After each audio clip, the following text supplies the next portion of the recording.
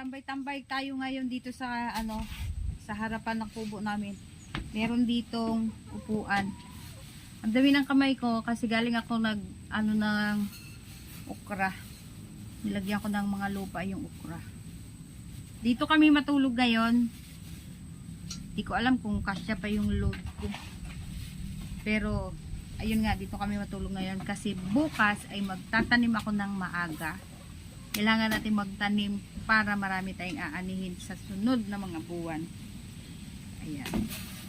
At meron kami ditong dala na ano, asa na ngayon? Gatas-gatas mo, lab. Ayan. Meron ditong kaming dala na ano. Ito oh, yung gatas daw ito. Na pang pregnant. Pang breastfeed. Pang pregnant. Ayan, subukan natin kung ano lasa nito mamaya. Sabi ng asawa ko, ipalaman daw sa tinapay. So, susubukan natin.